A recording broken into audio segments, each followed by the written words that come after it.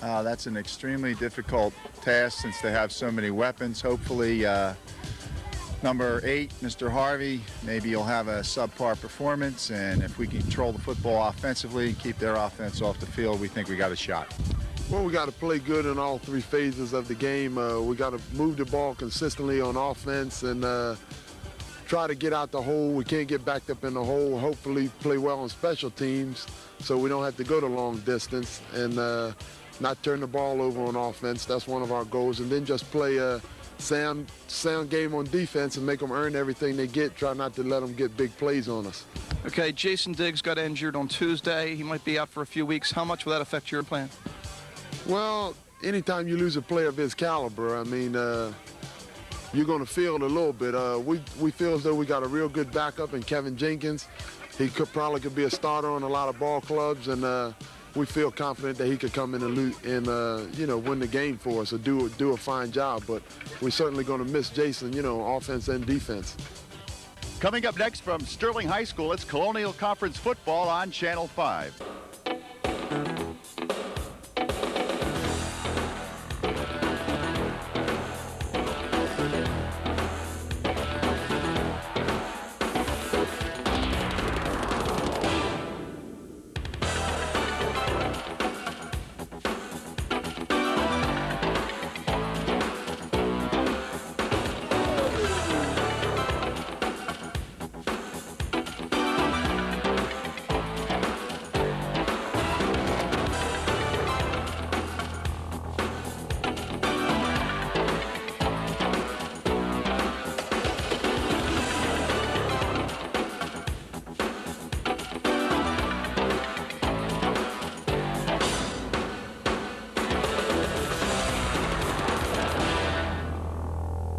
Storer Cable Channel 5 presents high school football. Today it's the Red Raiders of Paulsboro and the Silver Knights of Sterling.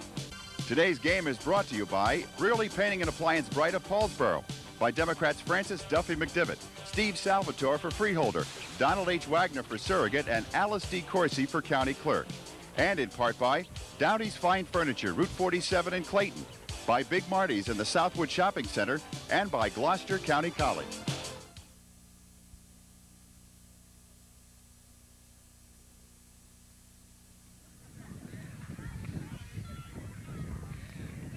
And everybody, Mike Linder along with Bob Shryack. We're here at Sterling Regional High School on a beautiful Saturday afternoon, a little nip in the air for the first time this season. Somewhat of a win, but not one that should prove to be disastrous for either team. And that's important, Bob, because we're looking forward to a great game, and you'd hate to see the elements come into play.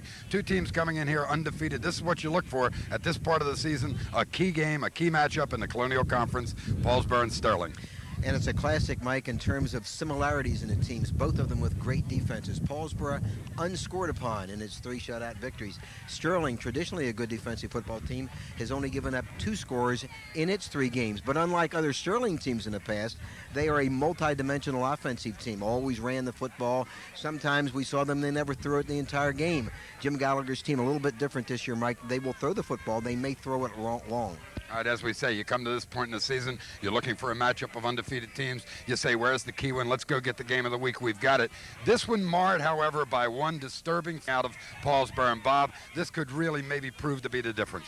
Jason Diggs, Mike, has had a tremendous start to his senior season at Paulsboro. He is out for this football game, maybe out as many as 5 games. They won't know that till next week. Broken thumb suffered in a tackling practice Tuesday at Paulsboro High School.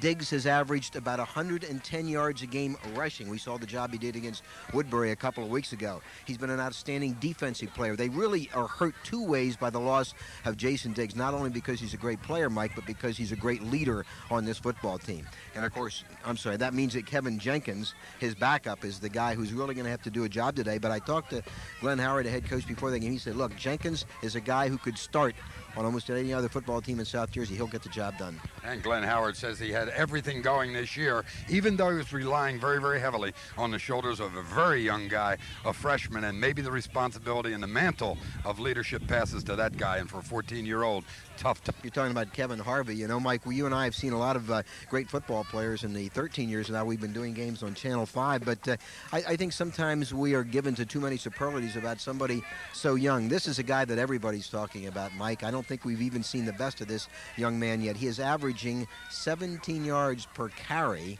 He is passing 11 for 17 in the 3 games. He probably, Mike, has the best balance of any high school football player at that age I've ever seen. And he's the guy that could make the difference in a football game. I look for him, because of the absence of Diggs today, to carry the football more. All right, a lot of people say this is going to make the difference in the Colonial Conference this season, that although it's early, 4th game of the year, this may well be the determining game in the championship run for the Colonial Conference. Paulsboro and Sterling coming up from Sterling right after these words.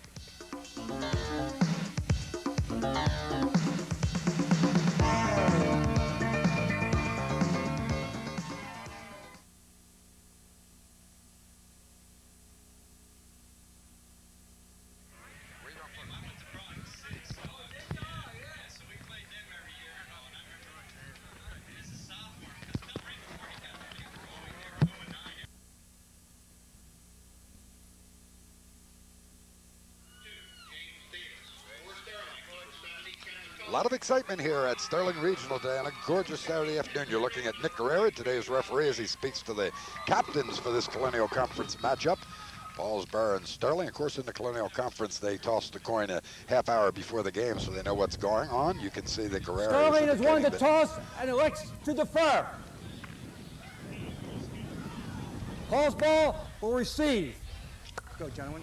Good luck. All right, as you can see, as usual, Bob, teams winning the toss choose to defer almost always now. They want that choice in the second half. And today's ball game, with the absence, could become a bigger challenge than Paulsboro thought it was going to be, and they knew coming in it was going to be a huge challenge anyway with this outstanding team that Jim Gallagher, has put together at Sterling this season. Paulsboro really hasn't been tested, Mike, and it's 3 easy shutout victories, but I think the Raiders are going to be tested today, and with Diggs out, I look for it to be an even-up ball game. What a gorgeous day for a football game.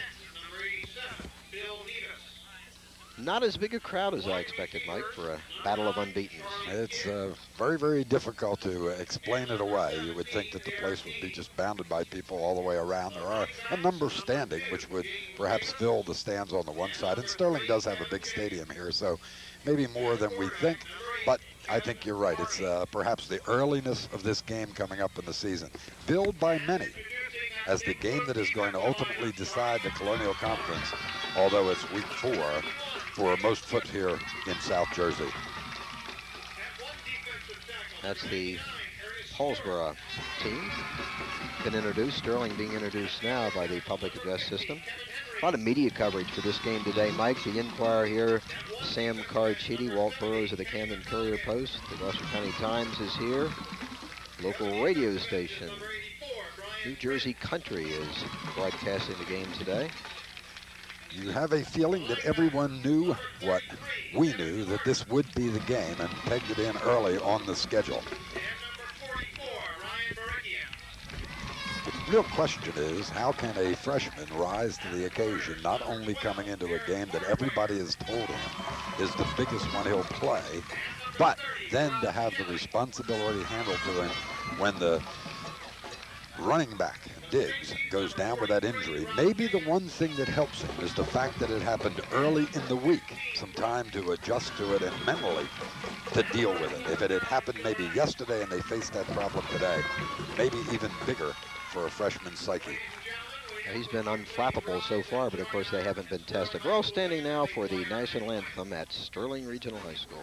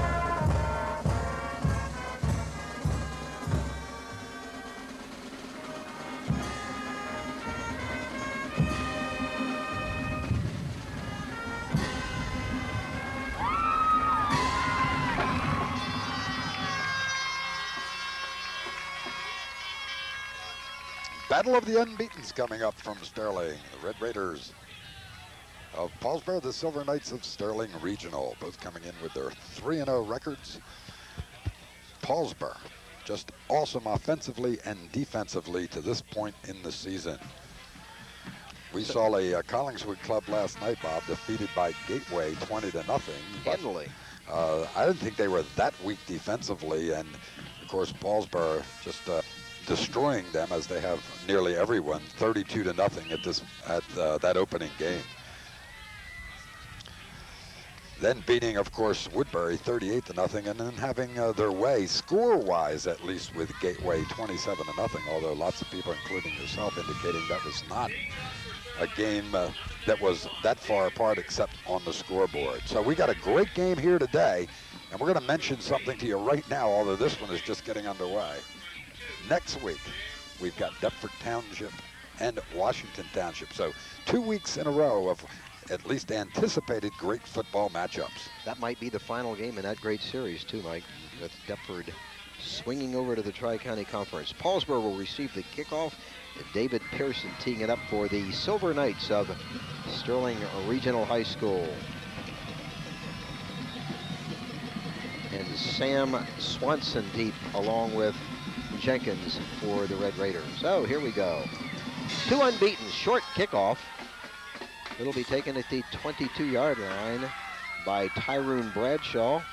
Bradshaw almost breaks it clean and advances the ball to the 40-yard line. David Santana with the tackle for Sterling, and the Red Raiders of Paulsboro with their first possession of the football game. They are quarterbacked by the remarkable freshman Kevin Harvey.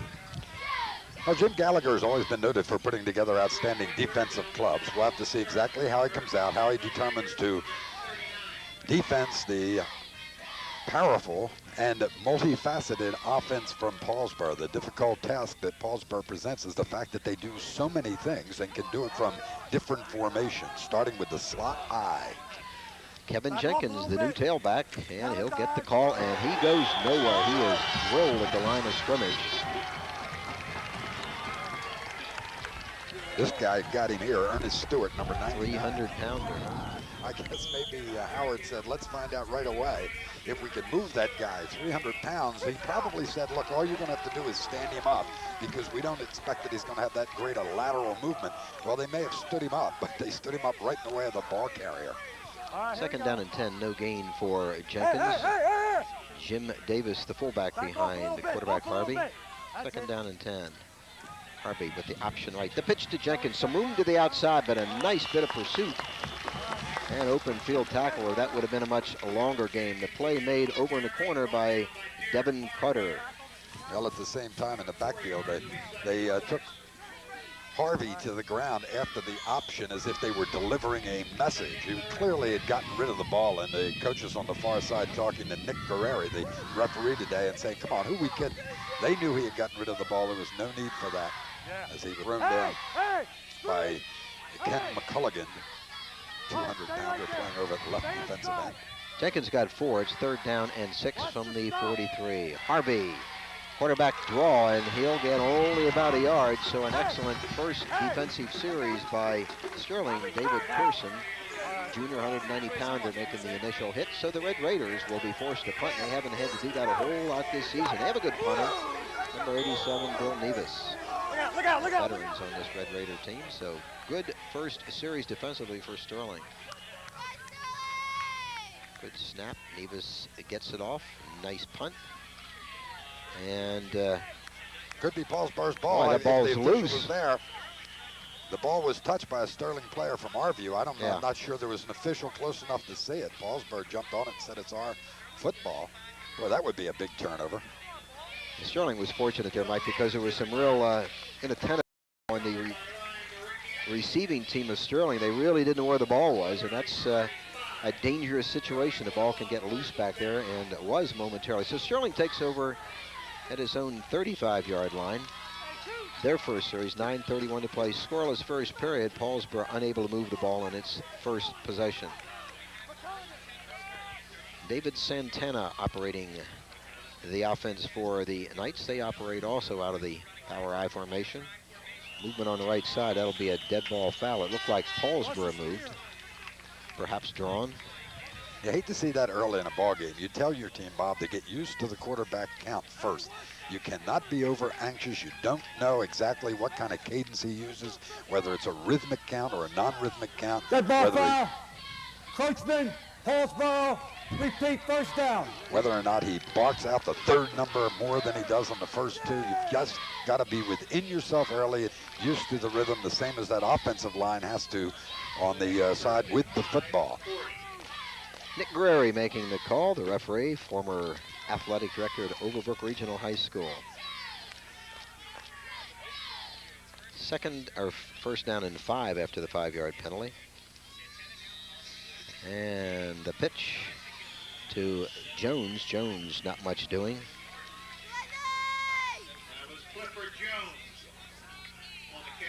Pickup of only about a yard. It'll be 2nd down and 4.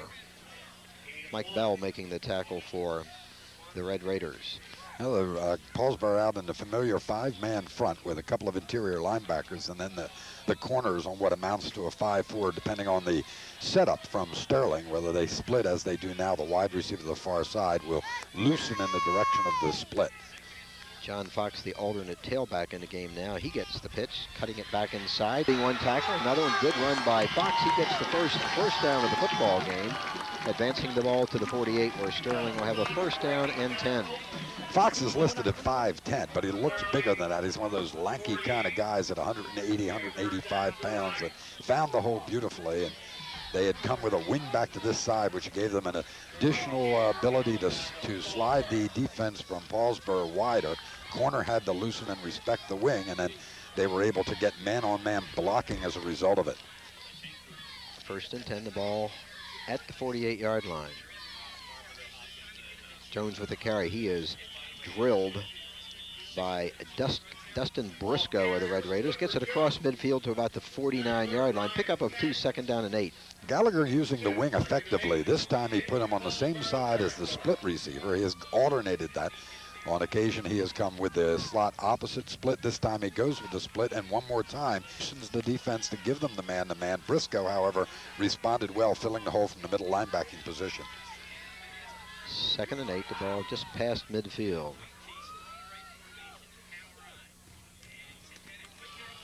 And the fullback, Joe Miller, gets the call, 204-pounder. He gets a couple of yards to the 47. It'll be 3rd down and 6. Davis with the tackle for the Red Raiders. Quick trap that time inside, but the defensive line from Paulsboro closed it down. They felt the pressure and just went to the knee and rolled back to the inside to fight off that trap block and hold the hole as tight as possible to allow the linebackers to get there. They use some motion with Fox. Santana to throw. Left-handed throw, and it is dropped. It was a catchable ball, but Jay Brook unable to hang on, and it'll be 4th down and 6, and now Sterling in a punting situation. That Brook name very familiar, of course, to Woodward's fans. Cousins to the Brook family, played football at Woodbury for a number of years very effectively. Interesting offense on that movement that time as they flooded the zone to this side. You have not seen that from Sterling very frequently in the past. This is a new dimension to this club. A lot of people this area were frustrated by the unwillingness of the coach to throw the football. Not this year. Brian Prince with the punt, and it is off the body of the one of the men on this Sterling punt team, Kevin Henry. Today's game brought to you by Gloucester County College, where you can move toward your career through quality programs, a top-notch faculty, and at a tuition rate that's truly affordable. For more information, call 468-5000 extension 221 for information. Gloucester County College. Officials conferring with the Paulsboro captains. There's a penalty marker down at about the 20 line. The spot at the 21, where the Red Raiders have a 1st down and 10. Let's see what this call is going to be. In any event, they tried their power offense in the opening time they had the football, Bob, trying to... We have interference by the blue team to catch the ball. We'll go back previous spot, 15 yards, and kick over. All right, even though that was accidental, Bob, with the ball hitting the helmet of the Sterling player, Kevin Henry, it is ruled that it was interference, interfering with the opportunity to catch the football, and that's a biggie. 15 yards, as Guerrero indicates. It was against a... And they will move it back and force them to punt it again. As I was saying, when they get the football back, Bob, they tried the power inside the tackles last time they had the football. I think this time around, when they get it, you're going to see them see what Kevin Harvey can do with the option situation. Harvey, by the way, is one of the deep men for Paulsboro, along with Sam Swanson. And Harvey, as we saw in the Woodbury game, very dangerous on punt return. So Sterling now will have to punt this one from the 32-yard line. Paulsboro should emerge from this with better field position. 6:29 to play, first period. Each team has had the ball one time. Sterling with 1 first down. Paulsboro looking for its first. Brian Prinz again will do the punting for the Knights. Oh, I'll tell you what, out on the field, some of the coaches from Sterling are really upset. And they held up play as they come back and they try to figure out where the football should be.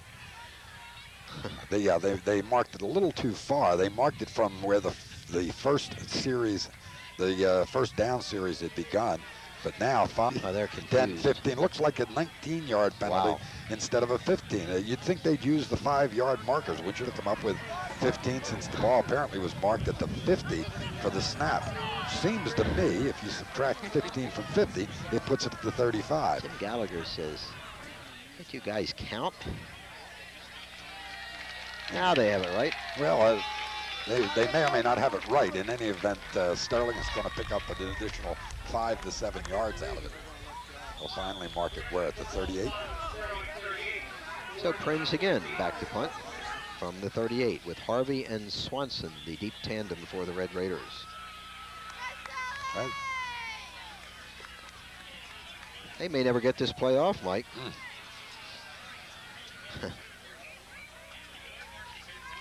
Now the Paulsboro coaching staff apparently had a different count. You know, both teams use clipboards to chart every play, and one part of the thing on it is where the play is beginning from. So both of them were consulting it and saying, well, 15 yards from point X should be point Y. And the argument out there is whether or not they're even talking about point X or Y. I mean, we're not sure how you can have this much confusion. They still don't have it figured out.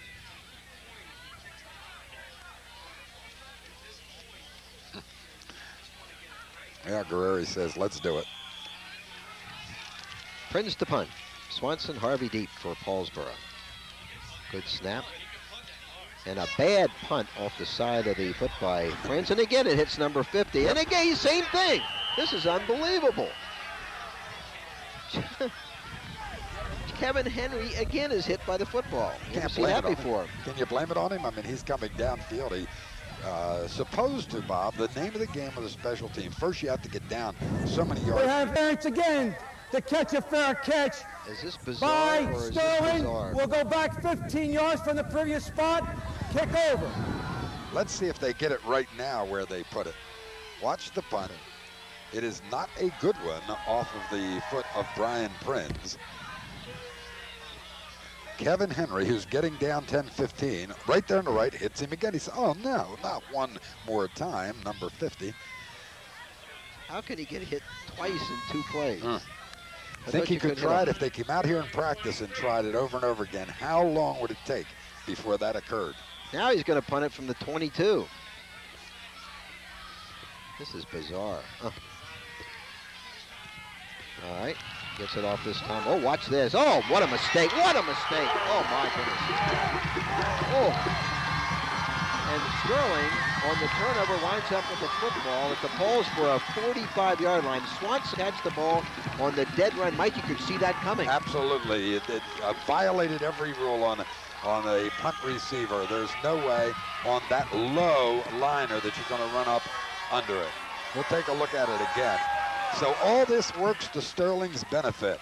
The third punt, this time Prinz gets it off, and more importantly, Henry stays out of the way. But look at Swanson coming up. He was by it before not even anywhere close to being able to handle it.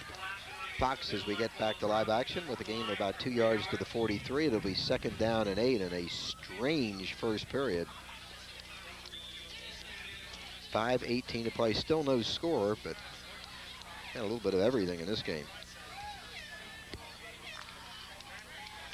Paulsboro unbeaten, unscored upon.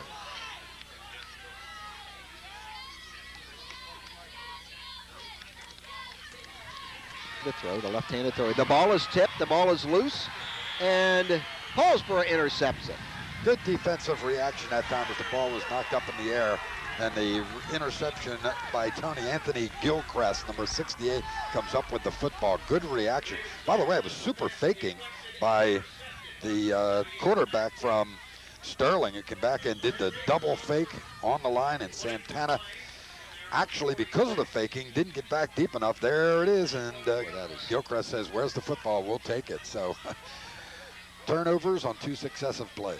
Ball at the 46-yard line of Paulsboro. The Red Raiders with the first down and 10, unable to move the ball first time they had it. They hand off to Davis. Davis, some good running room, and he pounds off of a couple of would-be tacklers. Good yardage inside Sterling territory. Great hit.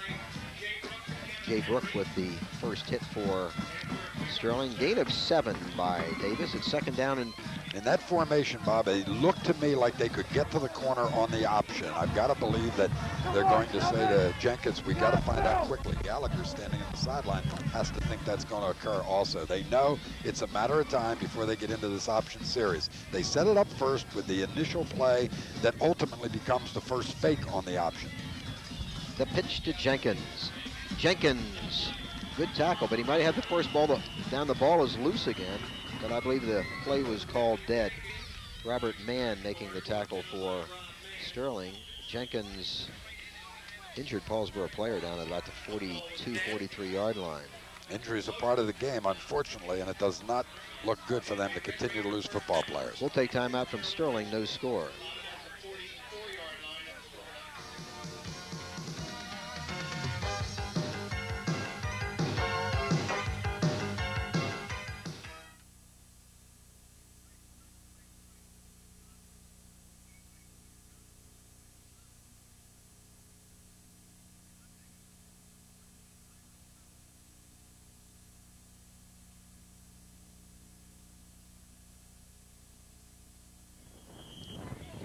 Big loss, Bob, out there right now temporarily, at least for Paulsboro.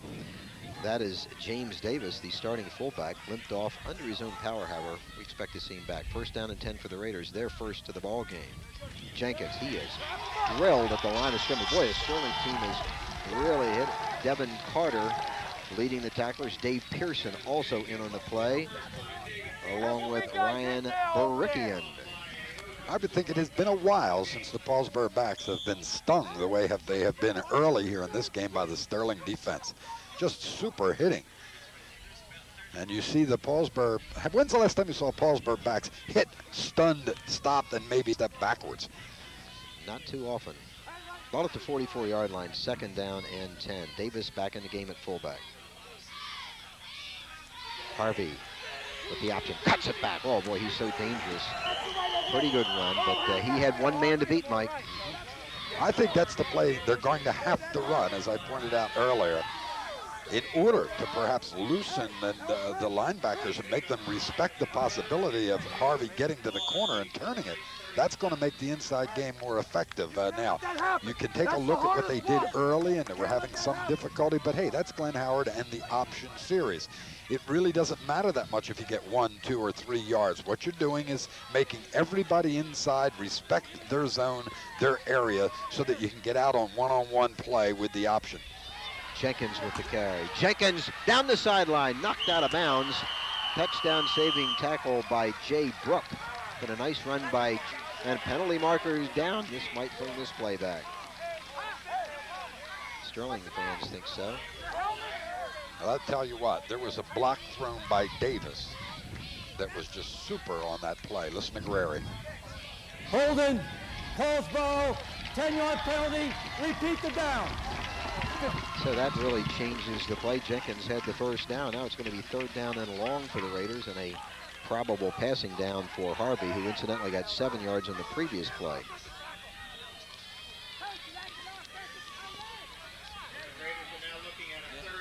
So the spot at the 46-yard line, 3rd down and 12. 2 minutes, 3 seconds to play first period. These two defensive titans locked in a scoreless tie in the first period, battling for first place in the Colonial Conference. Double slot to the far side, pulling everybody out. Bob, be great time to throw a screen pass to that way. Harvey to throw, protection, dumps it, it's tipped and it's intercepted. It was tipped by number 50, Kevin Henry, who's tipping the football everywhere he goes, isn't he? This time he did it on purpose, however, and it worked to Sterling's advantage. Intercepted by Brian Prinz, incidentally. They did come with the screen, but they came to the short side. They expected rotation, and they did not get the rotation that they thought they would have with the double slot to the right side. They said, we'll move everybody in that direction, we'll come back, then we'll set the screen to the short side. But good defensive teams do their job. They remained home and came up with the interception. Nothing doing here. The run by Joe Miller. And Briscoe, Dustin Briscoe, veteran linebacker for the Raiders, having a great season, makes the tackle. No gain, 2nd down and 10. So kind of a sloppy, strange first quarter, Mike. Well, it's sloppy, it's strange, except from one thing, it is not strange. Good football teams, coaches will tell you, are anchored by the defense. No matter what the scores look like, how many points they score, it's defense. Both these teams are bruisers. They've been pounding the backs on each opposing team so far. Santana rolling right, penalty markers down. Santana has some room. Santana maneuvering for the first down, but let's see the way this penalty goes. Now there's an injured Paulsboro player, Mike Bell, back at about the 44, but he's up. He seems to be okay. And it looks like this one may come back. Penalties, interceptions, fumbles. And penalties are the other thing you expect early in the season when a couple of teams like this get together. The anticipation all week long has been so big, the build-up. Motion, Sterling, halfback, repeat, first down, 5-yard penalty, 2nd down. So the first down carry by Santana wiped out on the penalty. 45. Now what happens is that anticipation that we talked about with the adrenaline flow that occurs with young guys at the high school level, that's the sign of it. The halfback just jumps a little quick. He wants to get out there and get moving and try to get something special to happen. Instead, the thing that special happens is a penalty flag, and it brings it back for them, gives them that 2nd and about 15. Final minute of the first period, 2nd down and 15 for the Knights. Santana rolling left again. Bell chasing him. Bell can't get him. Santana with a good run. Gets the 5 back plus a couple more to near midfield. Well, Bell is going to have to do a better job on that corner. Bell wearing number 7 over there. He's going to have to turn it back inside. And that means that when he has outside leverage responsibility, he will take on the blockers, but he'll take on the blockers with the inside shoulder.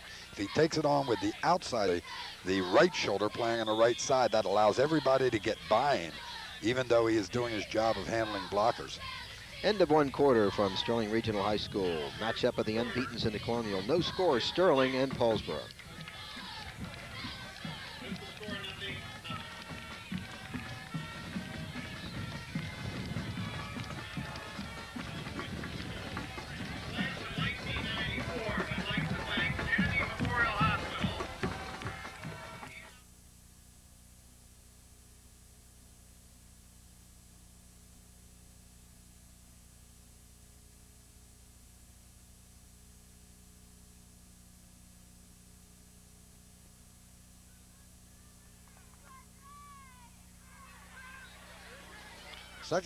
Second quarter football coming from Sterling Regional. These teams locked up in a scoreless tie. Paulsboro and Sterling and Bob, 2 teams coming in. What I've seen in that first period of play is super hitting by both defenses. It has been defense so far, coupled with the fact that each of the teams has made a number of errors that has taken away from any momentum building that they would hope to have happen. Mike, these teams have now played 26 quarters between them in the football season, and they've given up between them a total of 2 touchdowns. So that gives you some indication of just how potent these defensive units are. Sterling will have a 3rd down and 7 to commence the second period. The ball just shy of midfield at the Sterling 49-yard line. Well, they had some problems. Jenkins with his helmet had to go off to the side. He will be replaced by Clarence Harvey, wearing number 10. Fox the motion man. Santana rolling. Hits his man wide open. Down the sideline, finally knocked out of bounds, but a nice reception by Jay Brook for the first down and a lot more way down to the Paulsboro 34-yard line. Well designed. One more time, they continue to flood the zone. Watch it here as Santana will sprint in that direction.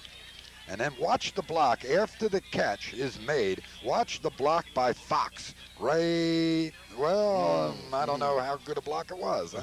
Maybe even a clip. First down and 10 at the 34-yard line. The handoff to Miller. Miller gets a couple down to about the 31-yard line. Sense what I sense, Bob, as I pointed out with Paulsboro, and the probable need in my mind for them to get to the outside with either the pitches on the power sweep or the option. I have a sense that this game is not going to be won from tackle to tackle, but it's going to be won on the corners and outside or in the air. Miller got 2. It's 2nd down and 8.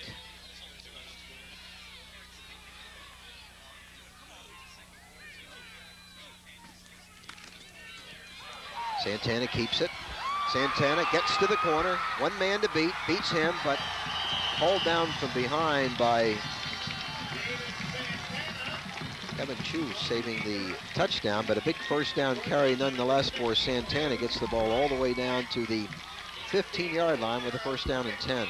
Much more multi-dimensional football team at Sterling than we've seen in the past years. I indicated you got to get to the outside. They freeze everybody inside with this good fake, and then Santana says, all right, it's only going to be one-on-one. Briscoe can't get me coming from the middle linebacker spot. Therefore, I'll take the 10, 12, 15 yards downfield. So Sterling with the most serious threat of the football game. They're at the 15-yard line. First down and 10. The handoff straight ahead to Miller. Not a whole lot doing in there. Paulsboro with a host of tackles. Davis, who's having a big year, in on the play. Mike Bell also in there. Last getting up from the bottom of the pack is Brian Peck. A lot of room to the right side now as the ball's on the left hash mark. The only thing that mitigates against that is the fact that Santana, being a left-handed thrower, it's very difficult going to the right to throw that way. But with the situation the way it is, the need to get to the outside, I'd like to either toss and go right or sprint with the quarterback to the right. 2nd and 9. Santana to throw. He is drilled. Penalty markers down. The completed pass to Brook, who's knocked out of, or excuse me, Fox, who's knocked out of bounds at about the 10, but there is a penalty flag. Yeah, I think number 5, Downey, going downfield may have been held up. And he's not the one the ball was thrown to, but it looked to me like the defensive back, thinking it was going to be beaten, held him, and that's going to be the call, I believe.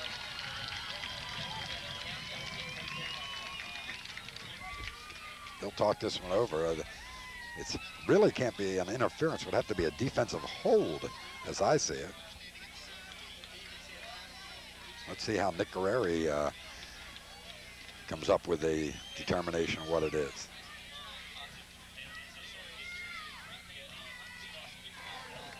Holding, Paulsboro, half the distance to the goal, 3rd down.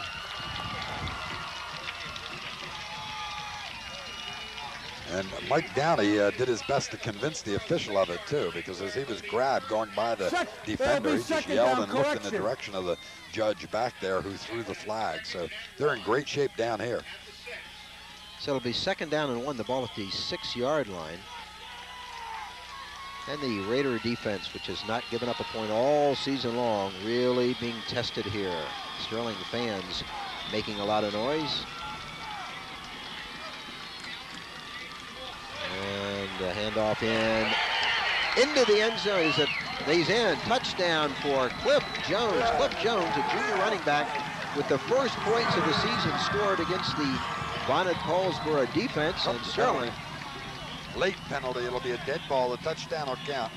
I think they've got some taunting or something on that. Bob, they set up with a formation strong to the right side and came back to the left side from the power I and just struggles in, no problem finding the end zone. When he saw that, he said, I'm leaning forward, I'm coming down in the 6-point territory. But I think the flag is some kind of taunt or something of that nature. Dead ball foul, unsportsmanlike, against Sterling, 15 yards from the 3-yard line, try for a kick. Yeah, they were getting in the face of Paulsboro quite a bit after the game. Touchdown does count. Touchdown is good. So Sterling has jumped on top 6-0. But this is going to make for a long extra point.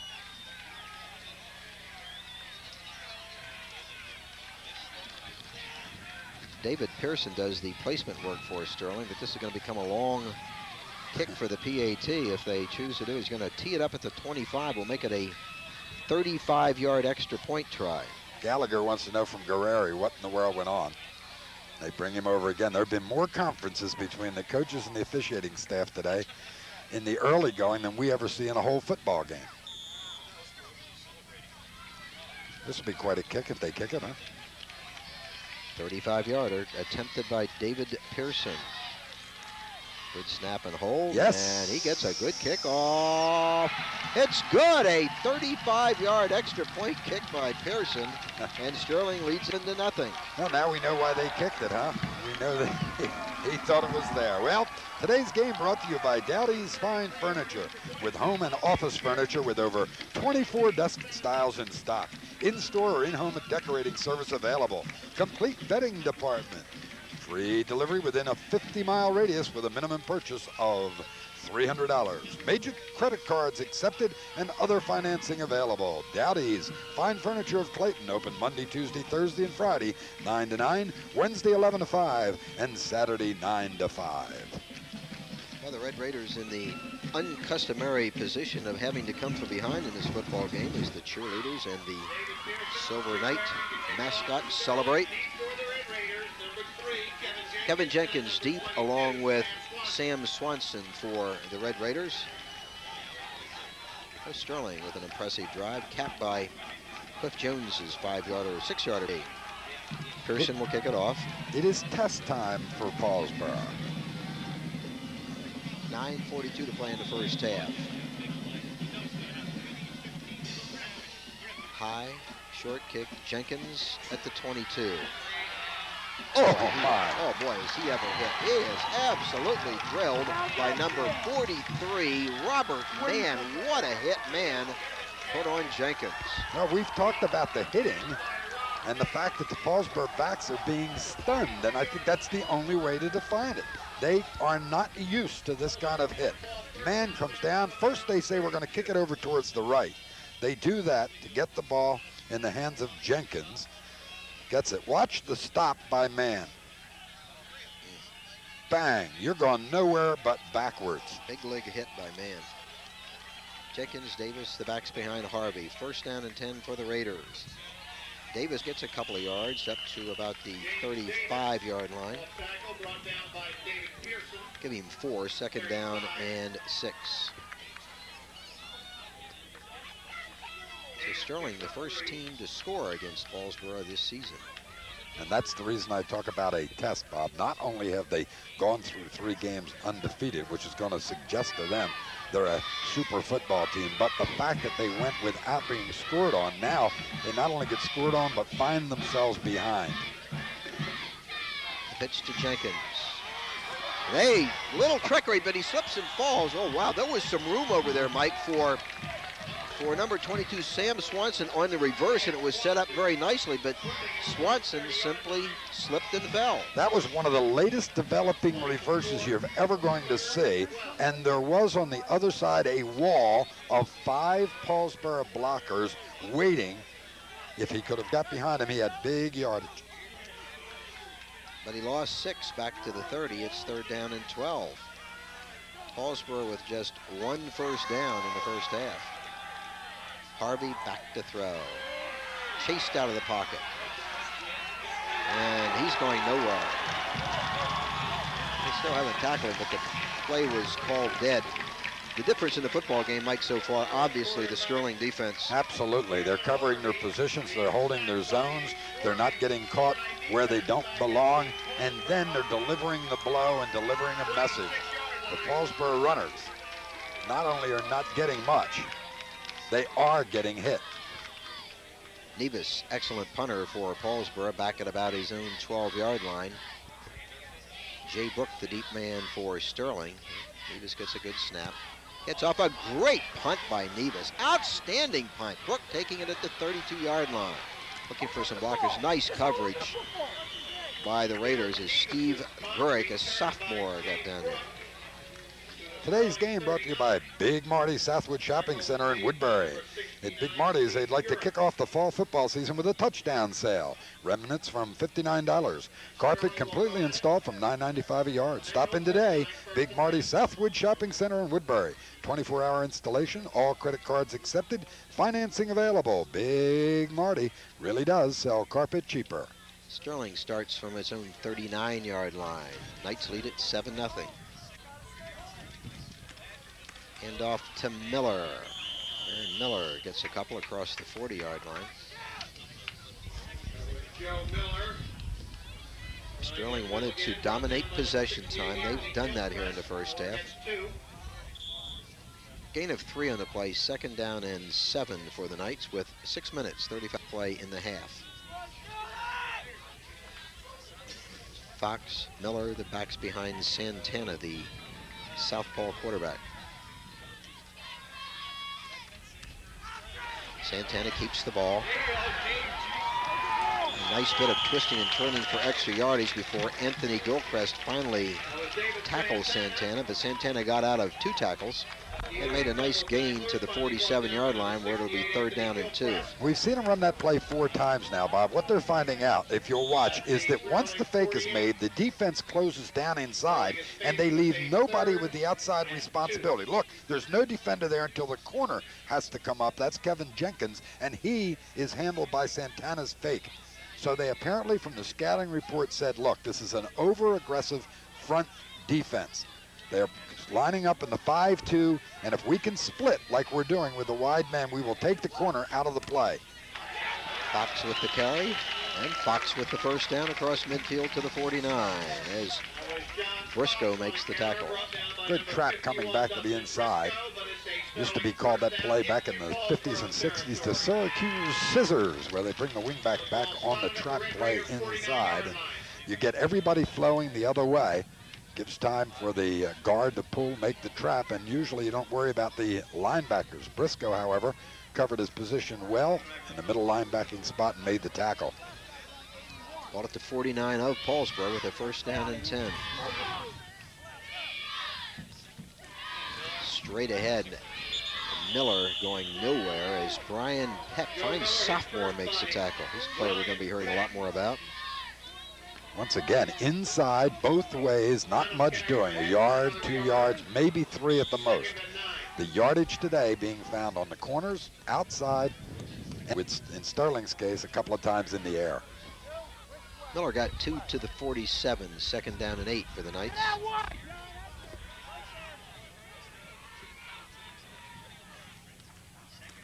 Straight. Santana with a good fake, keeps the football. Santana with the first down. Santana still on his feet, and a great effort by Santana to the 30-yard line for a first down. That was a pickup of 19 yards by Santana. Mike coming into the ball game in the battle of the quarterbacks. The freshman for Paulsboro, Harvey, the more heralded of the two, but young Mr. Santana putting on quite a first-half show. Yeah, he's the beneficiary of whoever made up this game plan for Sterling, because they are discovering that on the wide out formation that Paulsboro goes man-to-man and just ignores, apparently, at least to this point, any run responsibility. They are putting so much responsibility on the defensive ends, and so far they have been taking the fake. Santana, a free run into the corner territory. Fox, good yardage for Fox across the 25 to the 24. 6-yard gain for John Fox, and their offense operating on all cylinders right now, triggered by Santana, the quarterback. 2nd down and 4 at the 24 with 3:40 to go. Mike, they're just dominating possession time. They're moving the football, and that is precisely the game plan for Sterling. All right, now they have the running room to the left side. They set the formation to the right. Well, previously, they had coming back the other way, but they'll go with the power in the direction of the wing back and the tight end. Fox close to a 1st down. They've been very hard to figure out, Bob, in terms of any tendency. The only tendency is that they will go a couple of times into the line and then they'll try to get to the outside. But you cannot tell yet by the formation exactly which way they're going. Makes it very difficult for the defensive coordinator when he gets ready for time to make adjustments. 3rd and 1 at the 21. Fox again. Fox 1st down. 4 more downs coming up for Sterling. Swanson makes the hit. John Fox appears to have a 1st down for Sterling. The ball at the 19-yard line, and Sterling has been in control of this football game, leading only 7-0, but they have had the upper hand both offensively and defensively.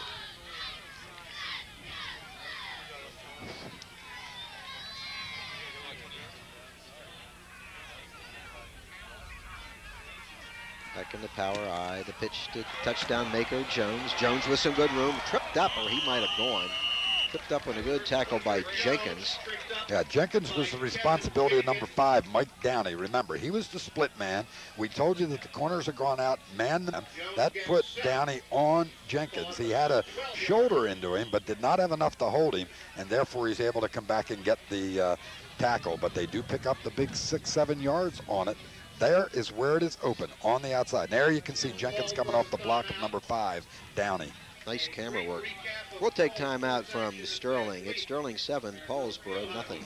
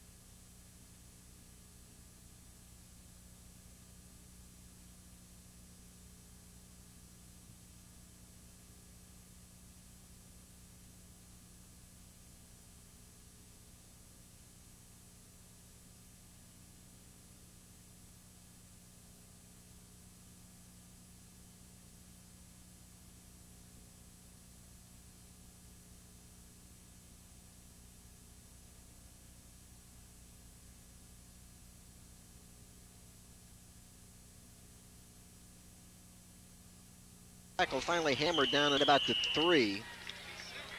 Paulsboro needs a big defensive stand here. Derek Haney in on the tackle for the Red Raiders, along with Tom Richardson, honored by the Touchdown Club this week. And Richardson certainly deserved that. What a great defense effort he had. 8 tackles and 6 assists last week. That's 8 solo tackles. Hardly ever happen in any football game. Ball at the 3-yard line, 2nd and goal. Minute 30 to play in the first half.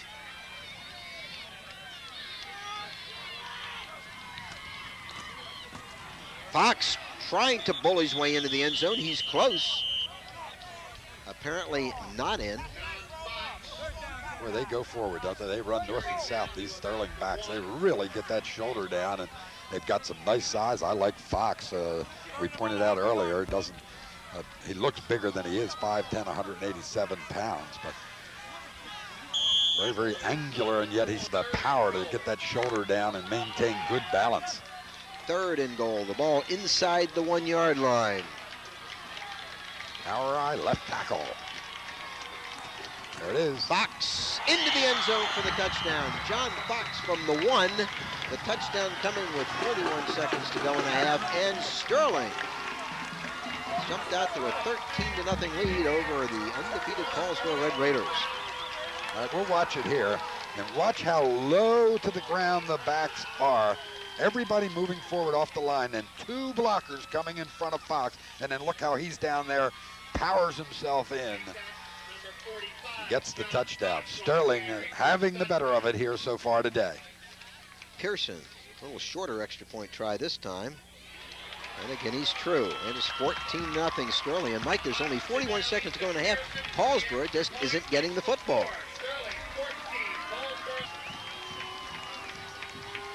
Today's game brought to you by Dowdy's Fine Furniture of Clayton. It is Dowdy's proud tradition of quality, service, and value that has been kept alive for over 46 years. With one of Southern New Jersey's largest, most beautiful home furnishing showrooms.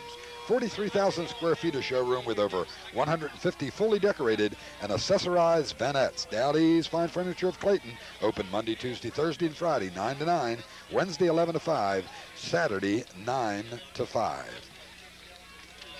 Now, Paulsboro is going to have a lot to talk about in the locker room, Bob, at halftime. They have to, unfortunately for the Red Raiders, they've got to make adjustments both ways, offensively and defensively. They haven't gotten anything gone to speak of offensively, and defensively, a great offensive game plan has hurt Paulsboro. They have taken a look at them, apparently, Sterling, and said, we think we know what we have to do, and they've been doing it. Into the line, and get to the corner. Pearson with the kickoff. Same type of short kick taken at the 35-yard line. And pretty good job by number 33, Tyrone Bradshaw, getting Paulsboro good field position at the 40, but only 33 seconds to go in the half, and it'll be interesting to see how Coach Glenn Howard plays this situation. Does he content to go in the locker room down 14-0 to try to put it up, maybe get 7 back in this final 33 seconds? Real disaster would strike, wouldn't it, if they threw the ball into the flat somewhere and it got picked off by this very strong defense of Sterling. So you want your young quarterback, if he is going to throw, not to throw to the corners. Harvey back to throw. Harvey overshoots his intended receiver on the sideline. Charlie Kidd, the intended receiver. So second down in for the Red Raiders. Paulsboro with 1 first down in the first half. Just 1. 3-0 football team, dominant football team, no problem with any opponent to this point, and have 1 first down. That talks about the dominance, doesn't it, of Sterling in this football game to this point. Boy, they've been popping. Excellent defensive effort by the Knights. Second down and 10, 7 seconds to go. Might be the final play of the first half. Don't throw it into the corners. Harvey breaks loose, still on his feet. A couple of yards, but that'll do it for the first half. Battle of unbeatens at Sterling. First half won by the host Knights. They lead Paulsboro 14-0. We'll be back with the second half after this.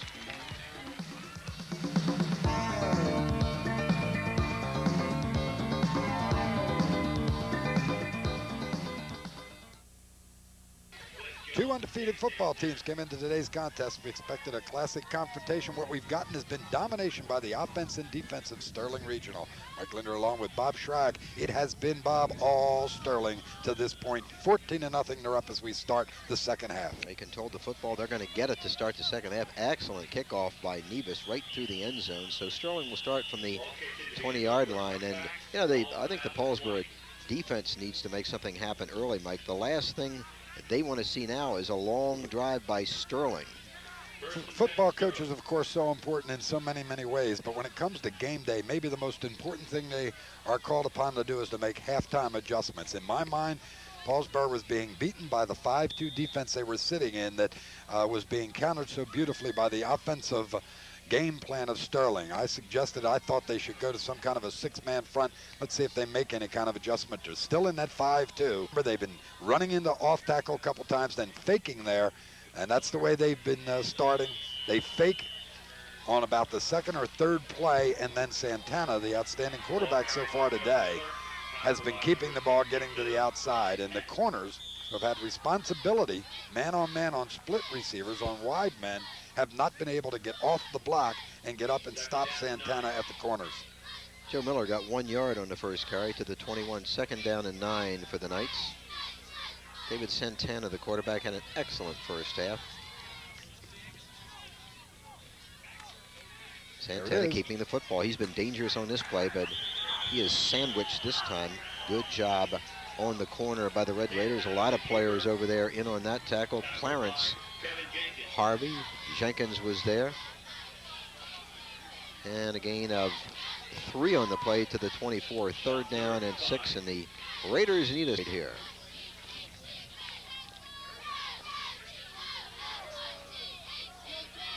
Well, they adjusted that time by coming quickly from the defensive secondary. That could hurt you if he pulled up on that and then threw the football. Jones, it's his own man. Wow. Yeah. Jones runs into his own man, number 66, Kevin Weston, and the Knights are going to be forced to punt. And it was because of number 78, Matt Davis, who just took that blocker and threw him back into the backfield and right into the running back. You'll watch this. Watch 78 come along. Bang! Just bangs the blocker right into the running back. Brian Prinz punting. Paulsboro should get good field position here. Swanson, Harvey, the deep men for the Raiders. But almost blocked. And not a very good punt by Prinz, but he does get a good bounce. So Paulsboro is going to have an opportunity here on their first possession of the half to start from the 48-yard line of Sterling. Today's game brought to you by Gloucester County College, where lifelong learning enables you to improve your present career or move into a bright new one.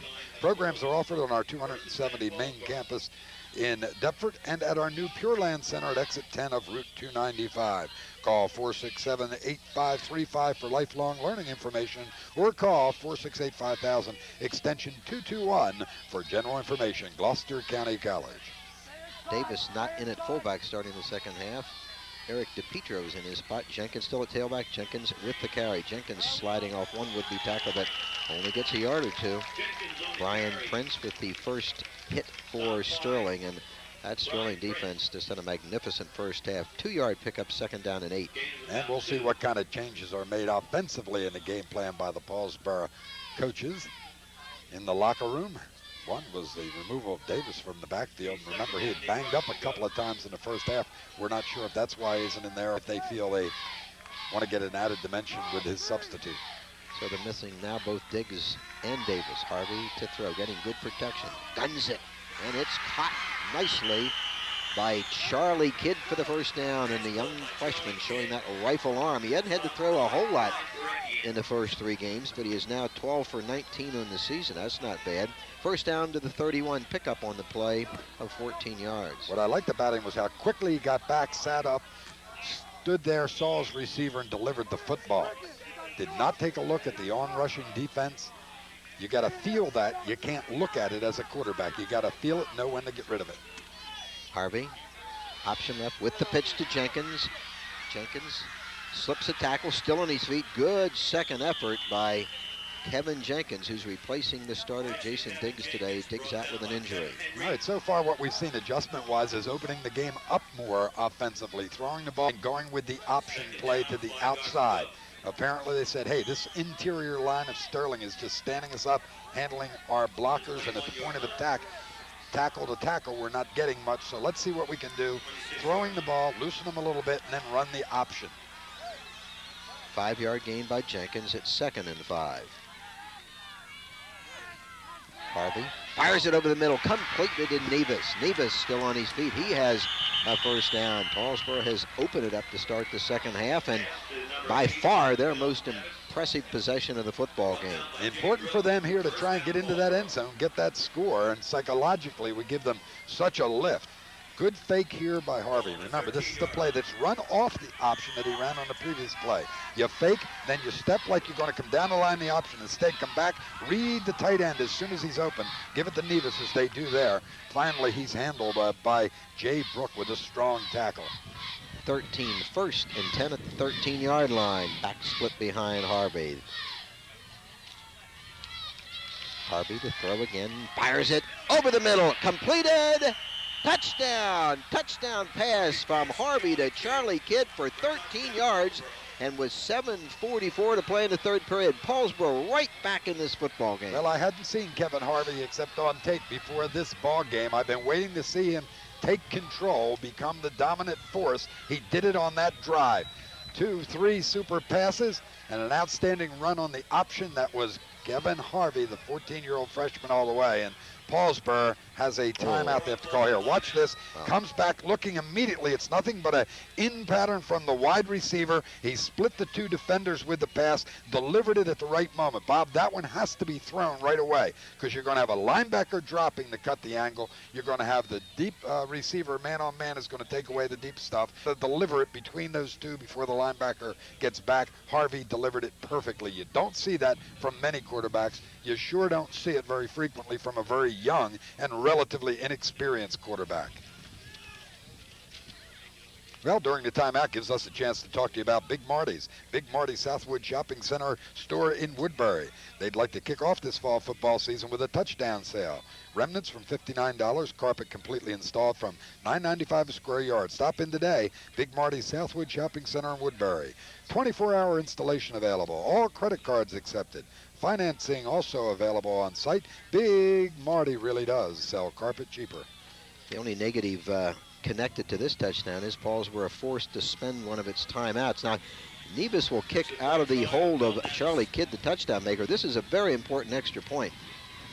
Good snap and hold, but a late approach by Nevis. He nonetheless gets it. That's a 15-7 now. 7:44 to play in the third. The Raiders in this battle of unbeatens right back in it. We'll take time out from Sterling Regional. The Raiders back in it, trailing 14-7.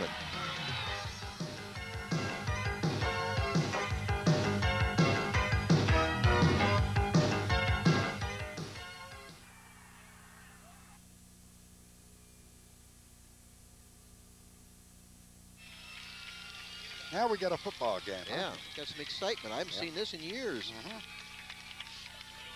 Got the fans into the game. How the hell did that happen?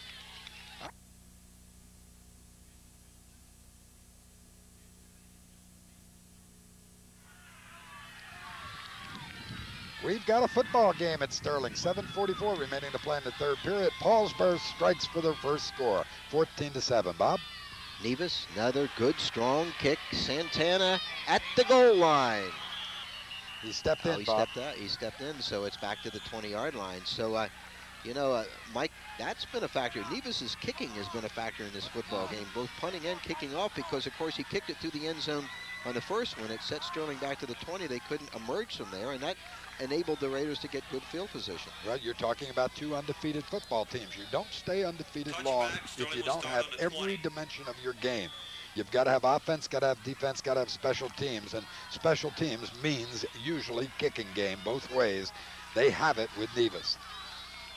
The Paulsboro defense did the job on the first possession by Sterling here in the second half. Let's see what happens on the second. The handoff to Fox, who had a good first half. Fox almost breaks into the clear, tripped up by number 9, Charlie Kidd, the touchdown maker for the Raiders, or Fox might still be running. First time they've really been able to break it on that, and that may be because they have told the defensive ends at halftime, you've got to worry about that outside.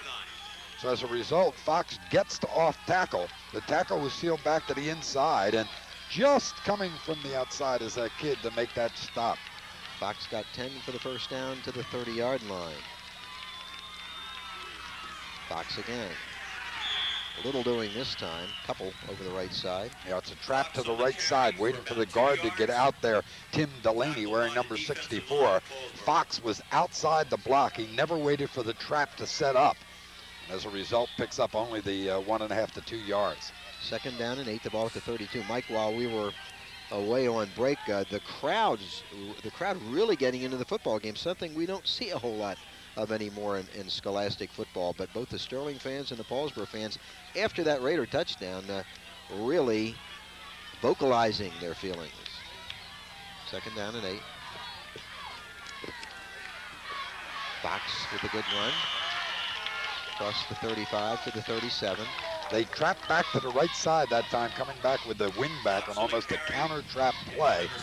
And interestingly, went right to the place where you would have found Dustin Briscoe, number 51, the strong linebacker for Paulsboro, who had limped off on the prior play and was not in there, and they tried to take advantage of it.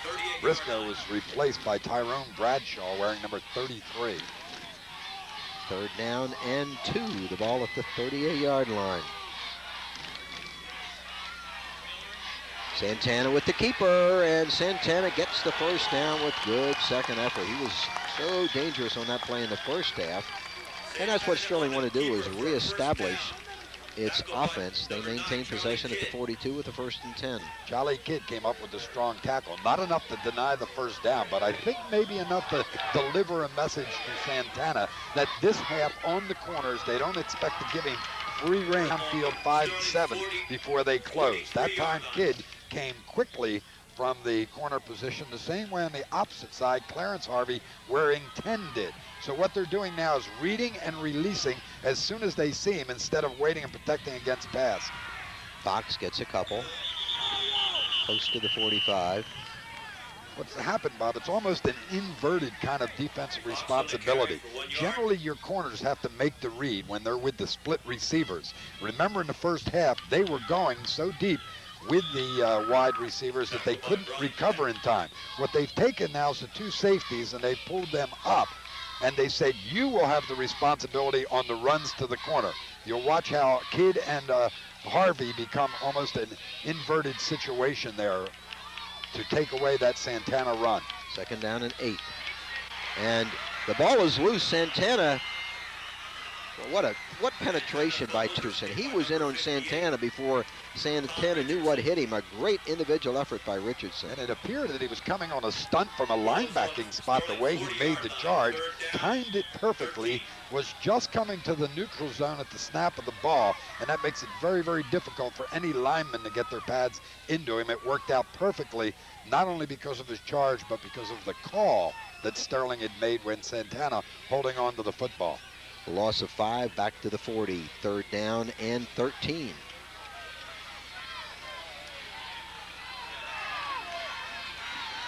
Brooke set in motion. They'll flood the zone, Bob.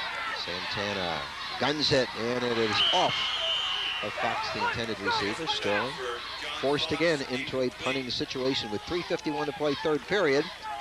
And Paulsboro now trailing by only a touchdown, 14-7. Red Raiders needed that defensive stand. They come out strong offensively, and that time we're there. Even if, gentlemen, you just saw Jay Brooke made the catch, he was not going to have the first down.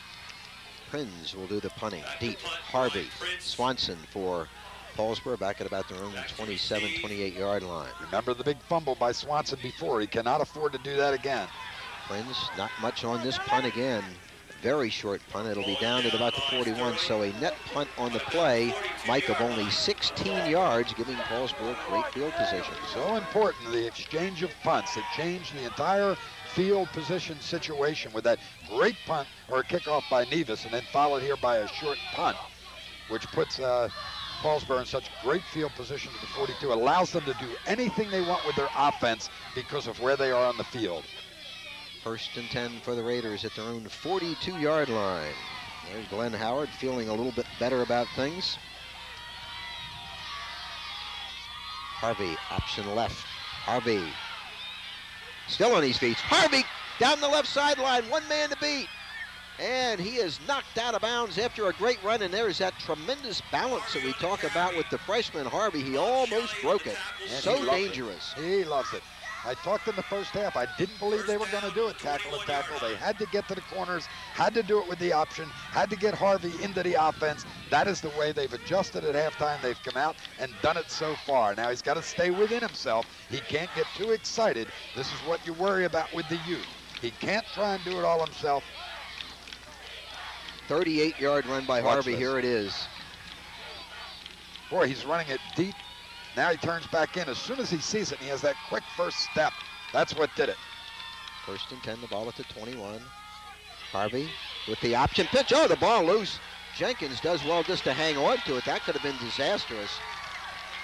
Now watch, we said it's a quick first last play, but here is the second, third effort. He's taken down, it appeared, by Ryan Barikian plus Fox, but he did it all on his own. And a good block downfield by Kevin Jenkins gives him an additional 5 yards. Now that last option, he was just stunned by one of the defensive linemen who came in and took away his option to really get wide. Kevin Henry, I'm sorry, check it. It was Ken McCulligan who did such a good job on Harvey. Jenkins lost 5. It's 2nd down and 15. Harvey to throw, getting good protection. Fires it over the middle. It's completed. Completed the kid who scored the first Raider touchdown. And again, Harvey right on target with a great throw to Kidd. He knows where his patterns are. He knows where his receivers are. He is not just dropping back and using his natural talent of being able to deliver the football. He reads it perfectly. Watch him get back quickly, Bob, which allows him a chance to get set and look for the receivers. He looks, he says, all right, curl it up in tight, curl it up in tight. He does that exactly and hits Charlie Kidd, who ran an excellent pattern getting in front of the deep dropping defense. It is 1st and goal. The ball just inside the 10-yard line. Straight ahead with Jenkins. Jenkins bounces off a tackle. Jenkins gets 3 or 4. It's going to be 2nd down and goal for the Raiders. Minute 55 to play in the 3rd period. The Raiders down 14-0 at halftime. Have gotten it back to 14-7. A chance to tie it here in the 3rd. Went to the straight wishbone that time. Have not seen that out of many football teams the last couple of years. They may won't line up in the formation, but usually breaking it a little bit with one wingback or a slot man. That time they were in the straight wishbone. See if they go back to it here. They've got some kind of a 4-down situation planned in advance, and it's going to be out of this formation. Harvey, run all the way. Harvey is hammered down inside the 5. Boy, Sterling closes quickly. They just get into those gaps defensively and make this a pressurized situation. I'll tell you what, they've got to be thinking on the sideline now, Bob. If we don't get close enough to force ourselves to say we're going to try on 4th down, they've got to be thinking about the strong-footed Nevis and a possible field goal situation. That decision should be getting made right now on the sideline in the event they don't get into the end zone on this play. They got a 3rd down and goal from the 4-yard line. Harvey keeps the ball. Breaks one tackle. Look, he is so hard to bring down. Prince had him at about the 10-yard line, couldn't hang on to him. Harvey got loose, got it back to the 5, but it's going to be 4th and goal from the 5. I go field goal. I don't care. There's 42 seconds to go. There's all kinds of times in this football game. You don't want to play for a tie in any event. You want to try and get some points out of this drive. It's essential that you get something. I'd be thinking field goal. I don't think they're going to do it. They're bringing the play in with Derek Haney. 4th down and goal, 42 seconds to go. Of course, Mike, if they don't score, they've got Sterling pinned deep again and still a full quarter to play. I'm sprinting to the right side with Harvey, and I'm telling him, if they're not open, you try to struggle to the end zone. 4th and goal. Harvey tries the corner end zone pass and just over the outstretched fingertips of Charlie Kidd. A good play defended by Bob Shelley, and Sterling with a great defensive stop. They'll take over at their own 5-yard line with 37 seconds to play, 3rd quarter. Surprising play, Bob, because it gives him but one option, and the option has to be thrown a long way out to the right side, and while the receiver is open, it's just beyond the outstretched hands of Charlie Kidd. So Sterling holds. They take over at the 5, but they're not out of danger. They need a 1st down or 2 to get out of the shadow of their own goal. That's what the Paulsboro defense has to say. All right, we got field position exchange. Let's stop them down here, force them to punt from deep. We haven't been impressed with their punter to this point, and then we'll start over again from the 30 or 40-yard line. What's the big deal? Cliff Jones gets 5 big yards for the Knights to the 10-yard line. 2nd down and 5 with 20 seconds to go in the 3rd period. Well, let's see if they just let it run down. Remember, the wind is blowing into their face at this particular point. They may let the quarter run out and get down the other end and have the wind at their back. 5 seconds to go. 4, 3, 2, 1. They will not get the play off. Great football game at Sterling Regional High School as Sterling and Paulsboro battle for the Colonial Championship. It's 14-7 Sterling, but the Raiders battling back.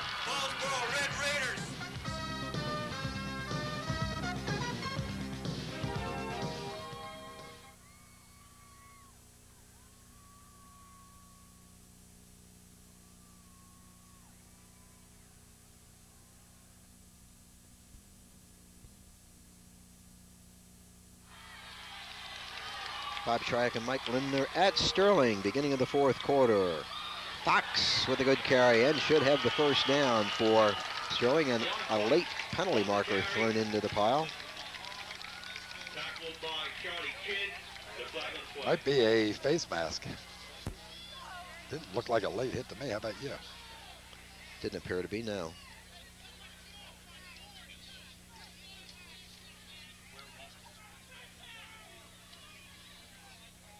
It's against Paulsboro.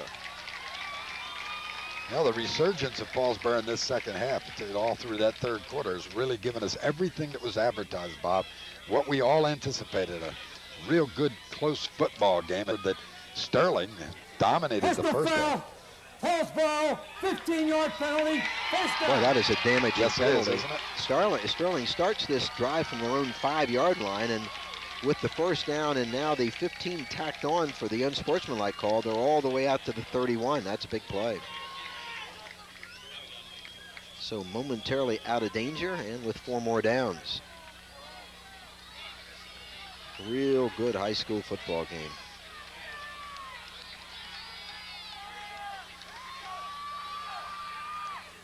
Fox with the carry, going nowhere. Maybe a yard as he runs into number 9, Charlie Kidd, who's had a big football game for the Raiders. 1-yard pickup, second down and 9. Lots of room now to the left side. Remember, they have, when they needed yardage, gone to Santana, fake into the line, let him keep the football. Pressure will be on the right halfback. Kevin Jenkins and Clarence Harvey will be tested if Santana goes in that direction. And Fox behind Santana. Fox again. Fox with some good running room and still on his feet as he is driven out of bounds. Charlie Kidd over there along with Derek Haney. Fox is a bruiser, isn't he? Ooh. Comes out of that backfield. An 87-pounder. Sterling fans getting into it. Santana, the quarterback, imploring the crowd to really get with it. Fox on that carry got 6. It'll be third down and 7. The ball spotted at the 37. Big play for the Raider defense. They don't want to give Sterling 4 more downs. Oh, the ball is loose, and I believe Paulsboro has at number 58 with the cover on the fumble, Tom Richardson. And break for the Red Raiders. Fox just never made connections with Santana on that. And interestingly, Bob, on that defense, look, they go to a 6-man front first time, and I think they may have confused the blocking patterns from for Sterling on that play. That didn't have anything to do with the fumble, but it allowed Richardson, the extra man, to get in there and cover it. Big play, go to a big play right away, Bob. Some kind of play action pass. Do it when you hope that Sterling may be down just slightly as a result of that fumble. Davis still out of there, has not played this half. Harvey rolling right, run all the way, getting big pursuit, gets by 1 tackle. And I tell you, Harvey's working for his yards today, gets a couple, but Sterling really making him earn those yards. You know, Mike, everybody expected Paulsboro to come into this game with Jason Diggs, outstanding veteran tailback, and James Davis, veteran fullback. They're now operating with a second-team backfield unit, freshman quarterback, and they're still in the ball game. Well, you don't usually see that kind of depth at a Group 1 school. If there's any program around that does have it, though, always seem to have players waiting in the wings. That's Paulsboro. Second down and 8, the ball at the 35. Straight ahead, a little doing for Jenkins. Boy, he looked like he had a hole, but it closed quickly. There is some hitting going on out on this football field. They just banging away. Dave Pearson, again, 91, just gets in there at the top of the pile that time, buries his shoulder into the ball carrier and says, hey, take this. Not Jenkins. Is Jenkins hurt?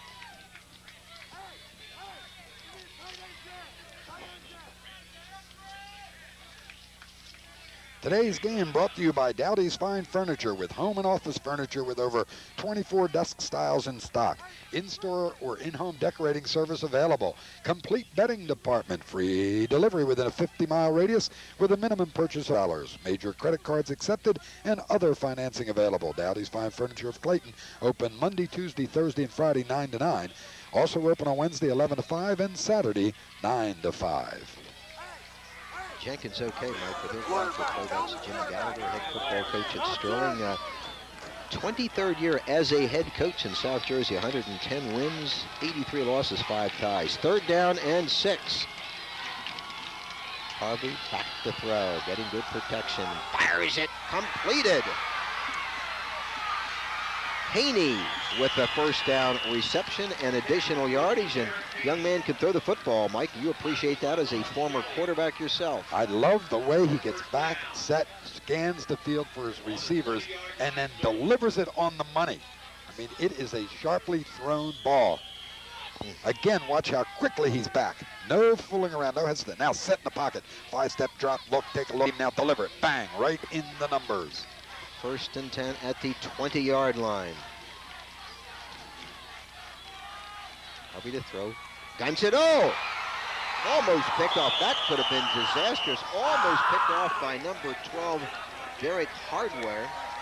Clarence Harvey that time came close to costing Paulsboro. Ball delivered maybe a little too hard for him. Bounces up in the air and off his hands. He's on the money. Sigh of relief on the far side. On the money. Could have been 6 the other way with Derek Hardware, but he just could not find the handle. 2nd down and 10.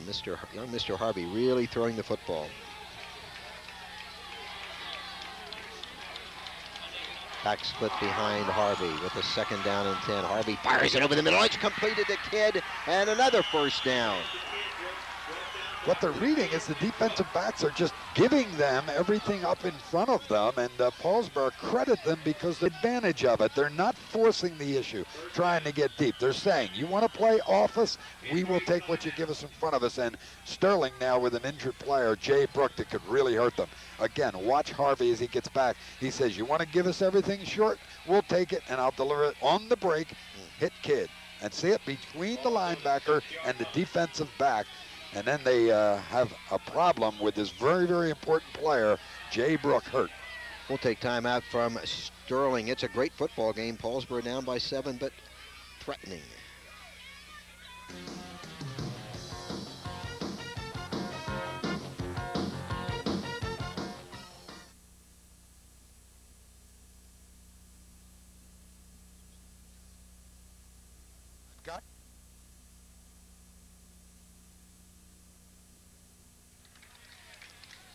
Key part of this football game is Jay Brook is up and off the sideline, fortunately under. You sense, don't you, Bob, that Paulsboro must get it in the end zone. 1st and goal at the 6-yard line. Harvey to throw again. Fires it over the middle. It's dropped. It's dropped. Nevis had the football and could not hang on, or it was 6 points. Again, Harvey on the money. And 2nd down and goal. You know why Nevis was wide open? If we saw this one again, you'd see Harvey come back. He looks to the left. Everybody steps in that direction, and then bang, turns, knows where Nevis is, delivers the ball right on the numbers again, and Bill just unable to hold on. Oh, mark that one down as a big, big play.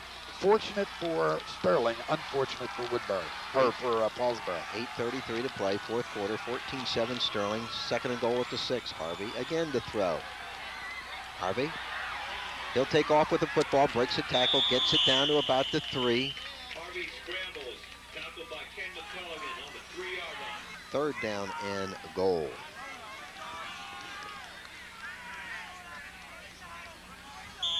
By the fans getting a treat this afternoon. Just outstanding high school football game.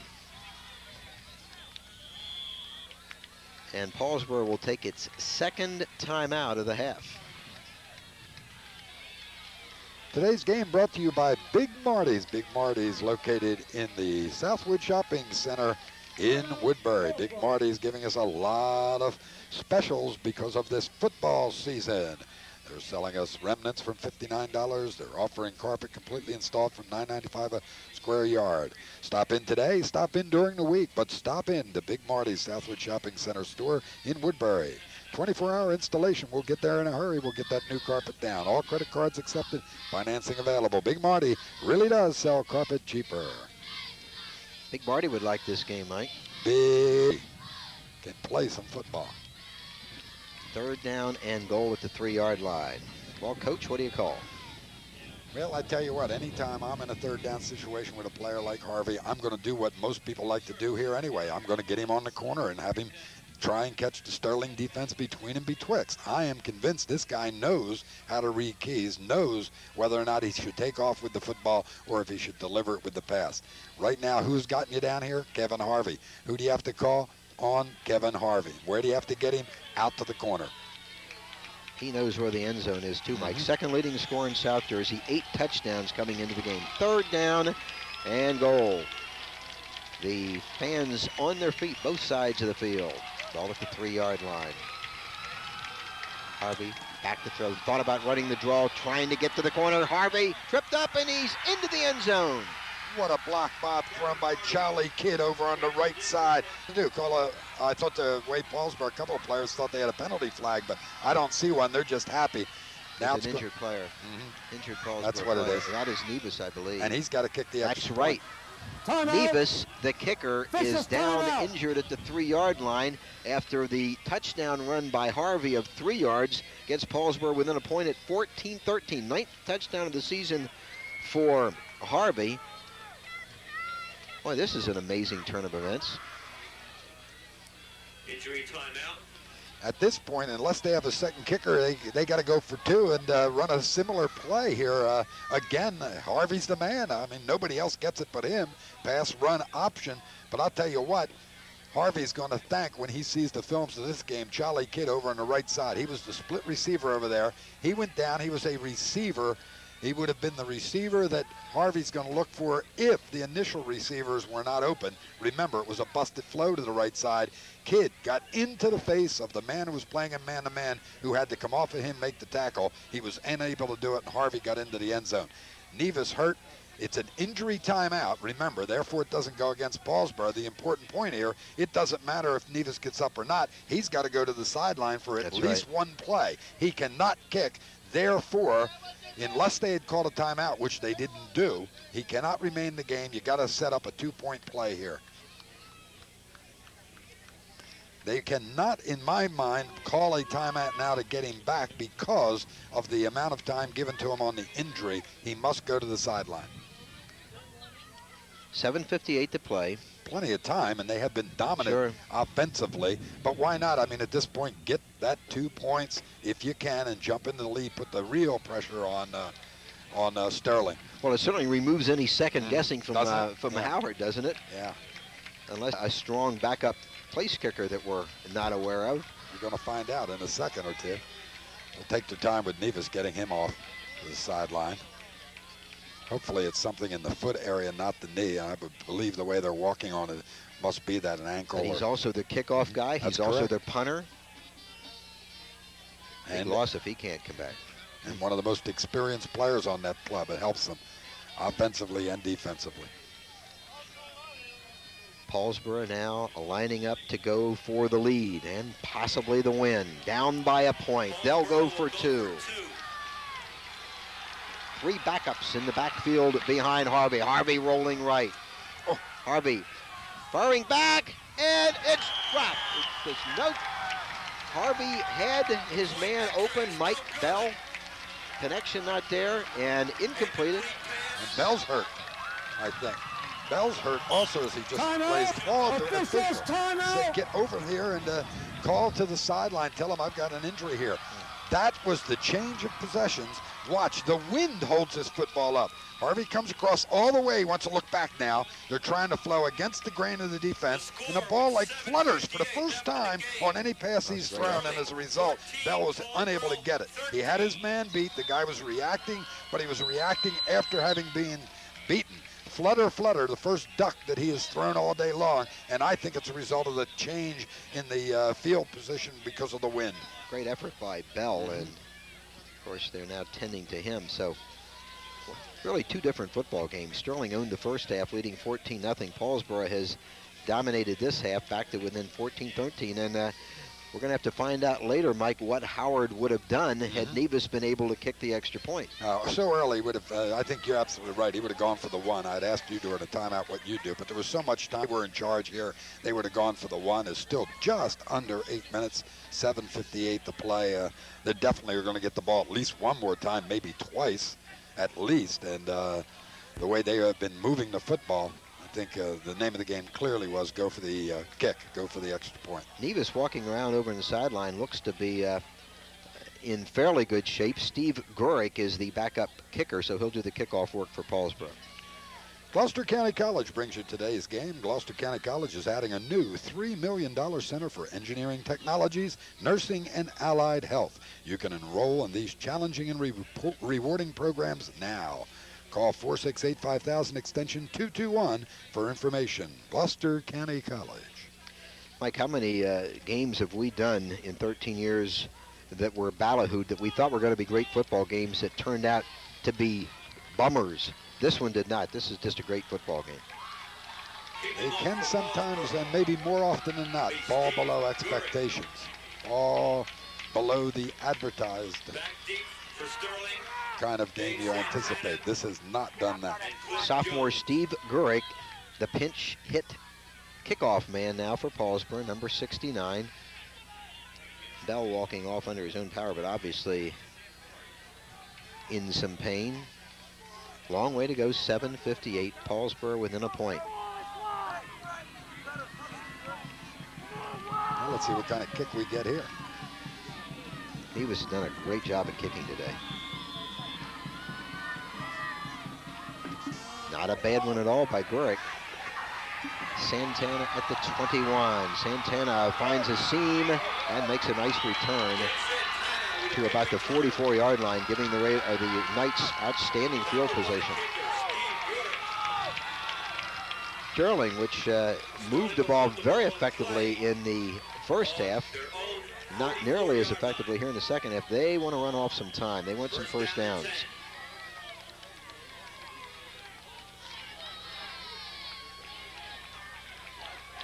Ball at the 44-yard line.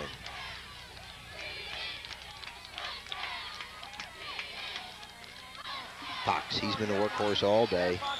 He gets a couple out to the 48. Briscoe is part of the tackle, along with Eric DePietro. Gain of about 4. Second down and 6. Clock running, 7:15 to play.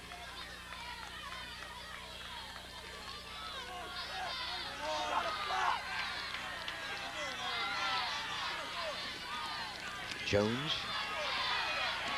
Oh, he is popped. Jones is popped. Great job from the corner coming up that time. I believe it was Jenkins. Jenkins, number 3 with a big hit. Gain of just about a half yard on the play. It'll be 3rd and 6. They had 2 backs out leading the blocking. They had the 2 linemen that had pulled and were gone down the line. Jenkins split all 4 of them to get to the ball carrier. Now comes a crucial play for the Paulsboro defense. They want to stop them here. Don't let them continue this drive. The field position, because of the relatively short kickoff, favored Sterling. This is where Santana is dangerous. Likes to carry the football himself in these situations. The handoff to Fox. Fox gets only a couple. Crosses midfield to the 49, but Sterling will be forced to punt, and they have the wind advantage. Matt Davis making the Paulsboro tackle. Well, they tried that inside trap. It was very good to them a few times in this ball game. It wasn't good enough for them here. Now, fading deep. Pressure gets on Kevin Harvey, wearing number 8. He'll be alongside of Sam Swanson. They have to be sure if they go to field this ball that they have a clean shot at it. They can't afford to turn it over. Snap. Look at this. Paulsboro's going to come up with what a break for the Raiders. Down on the football, Clarence Harvey, a high snap from center that was not handled by Brian Prinz, and the Raiders get a huge break and take over at the 31-yard line of Sterling. Here we are worried about whether or not Swanson may mishandle another punt, and it becomes an academic issue because he couldn't have hoped for a run back that good to put them in this kind of field position, 30 yards away from the Sterling end zone. Big, big break. 5:30 to play, the clock running. Momentum all Paulsboro's right now. Lots of time. The ball at the 31 with the first down and 10. Need in there, Bob. Harvey to throw. He's had lots of time. Dumps it over the middle. It's completed to DePietro, and boy, he takes a couple of pops, but gets nice yardage down to about the 23-yard line. Defense! Initial hit by Kevin Henry, number 50. He got some help from the secondary that delivered a message. Again, he comes in, he looks off to the left and then finds the man on the delay pattern to Petro, and then watch this hit coming up, bang, from the secondary. That's the big timer, Jay Brook, back in the ball game, number 15, to make that play. 8-yard gain, 2nd down and 2 at the 23-yard line. Harvey to throw again. Harvey fires it, it's completed the kid. Great catch again. Kidd has had a tremendous game. And he has a 1st and goal for Paulsboro right at the 10-yard line. They continue to give them the 8 to 12-yard pattern. They continue to respect deep. And as a result, the Paulsboro coaching staff has called the right plays. They say, we'll throw it in front of them. We'll throw it in front of them all day long if that's what they'll give us. And then Harvey has done their bidding. He said, all right, that's where you want it. I'll deliver it. Mike Nevis back in the ball game for the Raiders. The pitch to Jenkins. Jenkins is hit and dropped for a loss on the play. Big hit by Ken McColligan of the night. So with Nevis back in, Mike, even though he is noticeably limping, if they don't get it in on 3 downs, he could go for the game winner on the field goal. Well, I'll tell you what, his presence that time may have hurt him. His blocking responsibility was McCulligan, and he did not handle him at all. Ken McCulligan came across and made that stop. Throw the ball into the left corner. 2nd down and goal. The ball at the 11. 1-yard loss on the play. Clock running. 3 minutes, 40 seconds to play. They run the reverse. And some room over here for Swanson. Swanson needs a block. Penalty markers down. Swanson battling towards the end zone for the penalty marker. I don't know. Uh-oh. I don't know. Oh, wow. If that's called an illegal block or a hold, we'll have to take a look at it. It's in the backfield just as Swanson makes the turn upfield. Wow. See if we can freeze it. A holding call. That is damaging, Mike. Yeah, and I don't like the call at all. We'll have to take a look at it again and see if we see it. Let's watch it here. Again, it's this very late and very deep reverse. You don't usually see it run like that way. Now, right out in front of him, well, we don't see it here. We will not see the play, but I'm telling you what, it was a minor, almost hardly even touched the player, but we don't see it. Maybe they'll have it on their films later in the game. Not a happy Paulsboro team, I know, particularly whoever they ruled it against. Now it's 2nd down and goal from the 16. Remember, they're going into the wind, so it might be a difficult kick for Nevis if they don't get it a little bit closer. 2nd down and goal. Harvey back to throw. Harvey, good time. Fires it. The ball is tipped, and it's caught by Jenkins. He is tackled by Barikian, but what a great job of concentration catching that tip ball by Jenkins. Tackled by Brian Barikian. So Jenkins gets it down to about the 14-yard line with the 3rd down and goal. Yeah, with the danger here is with it being tipped, the possibility of an interception. McCulligan is the Sterling player who did the tip. Paulsboro has 1 timeout to go. 1 timeout. 2:35 with the clock running. That's the other thing. They've got to get some points out of this. No question about it. Either the touchdown or the field goal. Jenkins or Harvey. Harvey's going to get down and are going to be, I believe they're going to be out of Nevis's range. Yeah, I would think so. With that injury, no question. It would be a very, very difficult call. Good job of pursuit by Sterling. It's 4th down and goal. The clock running, 2:05 to go. The ball is at the 23-yard line. If they try to kick it, it's going to be a field goal into the wind in excess of 30 yards. Doesn't look like they're going to do that.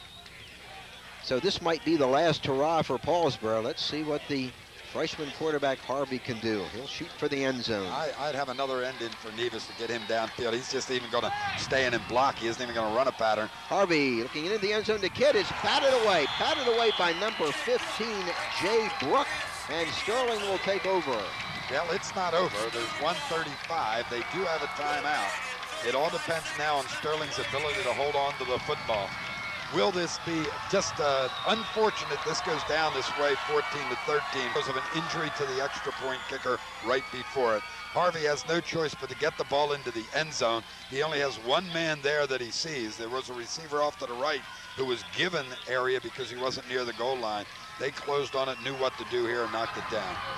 Paulsboro has used 2 timeouts. They only have 1 timeout to go. They can only stop the clock once, so Sterling will try to run it out. 1:35 to go. Dead ball foul. Flag on a penalty. Oh, what a great football game. It looks like Paulsboro will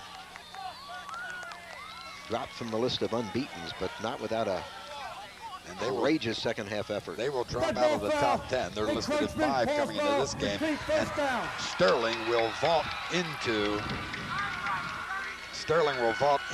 the top 10 ratings, I would think, for sure. The referee's microphone today is Store Cable of Woodbury. First down and 5. Thank you very much.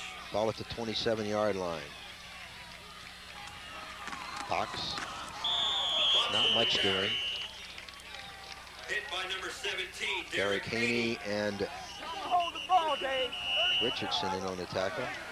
And Paulsboro using its last timeout with 1:24 to go. Last timeout, Paulsboro. What a rough way to play now. They've got 2 downs to get the 2 yards for the first down and to cement this ball game. Jim Gallagher, 2-7 a year ago. To turn this around with this ball club, they are multi-dimensional for the first time in our recent viewing. The ability to run the ball, the ability to throw the ball, the willingness to split people all over the field. And then they have that #1 absolute component for a good football team, a strong blend defense. So they have it all. If they're lacking anywhere today, on today's performance, it was in the punting game, the only place we really saw any weakness shown by Sterling. And if anything, then also the pass defense where they lay off and play deep and give you things inside.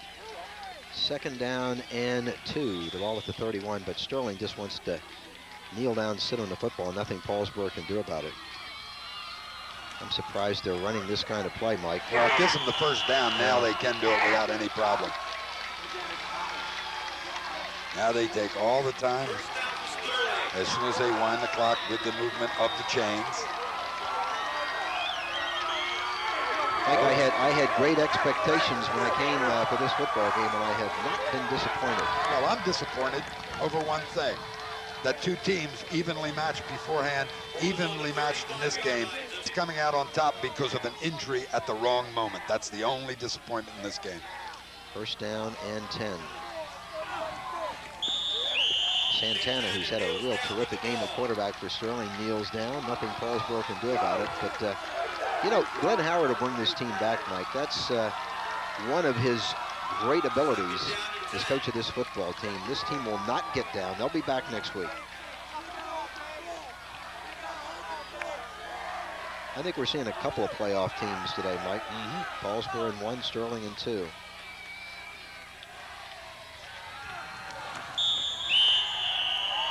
That's going to do it. That'll do it. They'll just let the final 20 seconds count it out. Now the Sterling player is just about getting ready to celebrate. Richly deserved victory. Outstanding high school football game, battle of unbeatens. And it winds up with Sterling defeating Paulsboro. Score from Sterling Regional High School. Sterling 14 and Paulsboro 13. The Knights celebrating. And the Raiders with absolutely nothing to be embarrassed about. Great high school football game. We'll come back and talk some more about it after this.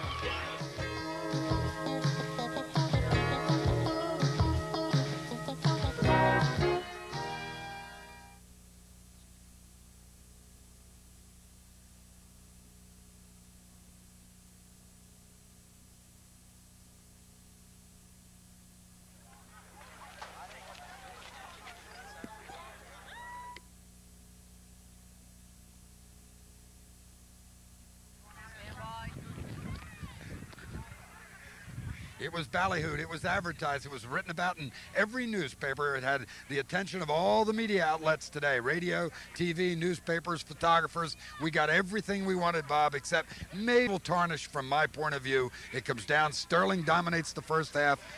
Paulsboro dominates the second half, and then as Paulsboro comes back at the last moment on the touchdown play, their extra point kicker, Nevis, gets injured. They don't get a shot to kick it. As a result, Sterling is able to protect the 1-point lead, and then ultimately the victory, 14-13. One of the better high school football games I recall seeing in a number of years, Mike, and it was everything we hoped it would be. Yeah, it is a shame it ended that way, but it doesn't diminish, number one, from Sterling's effort. They played a great football game, nor from Paulsboro's. You know, I look at it from the perspective, they come in, they don't have Jason Diggs. Diggs is one of the best backs in South Jersey. He doesn't play at all.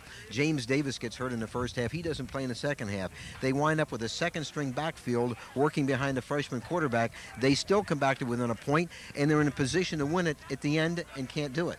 You know, I wonder if it really played to their advantage, because it forced them to do something they seemed to hesitate to do in the first half, and that is go to the quarterback. Options, let him throw the football. Harvey, the freshman, maybe not going to be the key in the first part of the game plan, but then with those injuries, he has to do it, and he did not disappoint anybody who came out maybe for the first time to see Kevin Harvey. Well, obviously, at halftime, Mike, they made some adjustments. They figured out they could throw in Sterling, and they did it very effectively. You know, I think anybody who scouts this game who has to play Paulsboro has got to be scared to death now, because they knew they could run the football. Let's assume that Diggs comes back in a couple of games. They have the element of Diggs running, Harvey Scary running the football, and Harvey throwing the football to people like Kidd. I mean, they are a multi-dimensional offensive team. They're going to win a lot more games, Mike. They're going to be in the playoffs. Well, if teams are going to be a little nervous about playing Paulsboro because of what they saw today, how do you think they're going to feel when they have to line up against Sterling? Sterling hits as hard as any high school football team I've seen in a long time. They both do, Mike. They really played a great football game, and I give credit to Jim Gallagher, his coaching staff. You know, they were 2-7 last year. You talked about that, and they were a plodding, unexciting team that didn't even. We saw a game that they never threw the football one time. They've changed a lot. Santana's an exciting quarterback. A lot of things offensively that they haven't shown us before. They're going to be in the playoffs too. All right, we think you really enjoyed this one. It was everything it was advertised to be. Final score again: Sterling 14, Paulsboro 13. Now for Bob Shryock and Channel 5, I'm Mike Linder. Thanks for joining us today. We'll look for you next time.